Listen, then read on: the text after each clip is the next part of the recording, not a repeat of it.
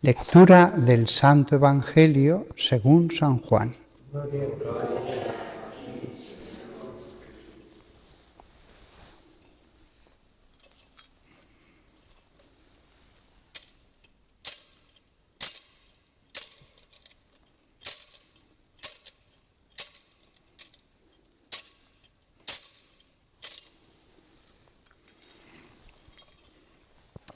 Después de que Jesús hubo saciado a 5.000 hombres, sus discípulos lo vieron caminando sobre el mar. Al día siguiente, la gente que se había quedado al otro lado del mar notó que allí no había habido más que una barca y que Jesús no había embarcado con sus discípulos, sino que sus discípulos se habían marchado solos. Entretanto, unas barcas de Tiberíades llegaron cerca del sitio donde habían comido el pan después que el Señor había dado gracias. Cuando la gente vio que ni Jesús ni sus discípulos estaban allí, se embarcaron y fueron a Cafarnaún en busca de Jesús. Al encontrarlo en la otra orilla del lago, le preguntaron: «Maestro, ¿cuándo has venido aquí?» Jesús les contestó: en verdad os digo, me buscáis no porque habéis visto signos, sino porque comisteis pan hasta saciaros. Trabajad no por el alimento que perece, sino por el alimento que perdura para la vida eterna, el que os dará el Hijo del Hombre, pues a éste lo ha sellado el Padre, Dios.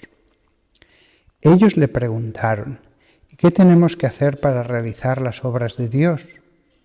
Respondió Jesús: la obra de Dios es esta, que creáis en el que Él ha enviado.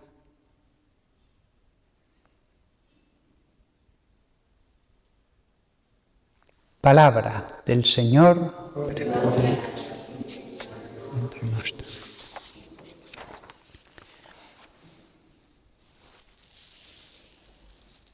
Me ha llamado la atención mientras escuchaba las Escrituras, cuando hemos leído en el capítulo 6 de Hechos, que acusando a Esteban, pues alborotaron al pueblo y entonces le condujeron al Sanedrín y entonces unos testigos falsos decían: este individuo no para de hablar contra el lugar santo y la ley. Este versículo de pronto lo he leído bajo otra perspectiva hoy, y es las personas que no aman la Iglesia e incluso la atacan. Claro, en realidad lo que ellos atacan es la visión que ellos tienen de la ley de Dios.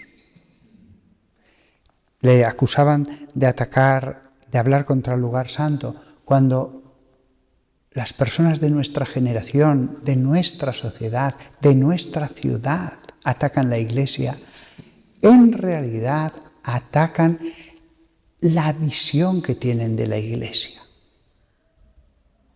Nosotros nunca haremos mal, ni Dios nos va a llamar la atención de excusar a estas personas que cuando hablan mal de la Iglesia, etc., en el fondo es esto.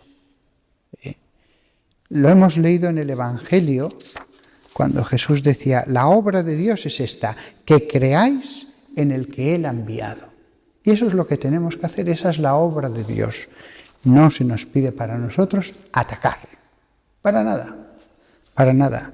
En el Antiguo Testamento sí, había que atacar a los filisteos. Era una orden cuando entraron en la tierra de Canaán. En el Nuevo Testamento lo que tenemos que es ayudar, incluso a los filisteos. Entonces, de verdad, este versículo espero yo recordarlo siempre. Este individuo no para de hablar contra el lugar santo y la ley. Tenemos que excusar. Atacan la imagen, la concepción deformada. Y muchas veces, debemos preguntarnos, ¿yo mismo he dado la mejor imagen de la ley y del lugar santo? Es cierto que algunas personas van más allá y ya cada vez es más difícil, ya en individuos concretos, excusar porque hay un odio, digámoslo así, satánico. Es ya un odio que es muy difícil excusarlo, pero esos son muy pocos, muy pocos. Es decir, por muy erradas que sean las concepciones que uno tenga sobre la ley y el lugar santo, sea en Rusia, sea en la Guerra Civil Española, sea en tantas épocas de la historia, al final algunos hacen cosas que son inexcusables. Y ojo, a nadie se le pide excusar lo inexcusable. Pero en muchos ataques, vamos a llamarlo así, razonables, que sufre la Iglesia, lo que está es esa deformación. Lo que ellos atacan, en realidad podríamos decirles, es atacable. Es atacable. No es esa la Iglesia en la que yo creo, ni es esa la ley en la que yo creo. Siempre excusemos. Y otra consideración más. Acusaron a Esteban de que hablaba contra el lugar santo y la ley. Ni él hablaba contra esos lugares judíos, ni nosotros. Nosotros reconocemos la santidad de esa ley y reconocemos la santidad de ese lugar. Aunque ese lugar, por voluntad de Dios, ya no está, y esa ley, por voluntad de Dios, ya no está vigente. Pero reconocemos la enseñanza que provienen de ellas, aunque no estén en esos dos sentidos. En la ley, una cosa era la ley pura que salió de Dios para guiar a ese pueblo en un momento concreto, como preparación, y otra cosa es ya la ley entendida en sentido amplio, como se entendía, que era todo lo que estaba mezclado. Y todo estaba muy mezclado, realmente. Lo humano y lo divino. Lo que era carga para el alma y lo que en origen era ayuda para el alma. Después había un tercer elemento, digámoslo así. No ya solamente la ley, que son los preceptos concretos para un pueblo concreto durante un tiempo, sino la ley entendida en sentido amplio.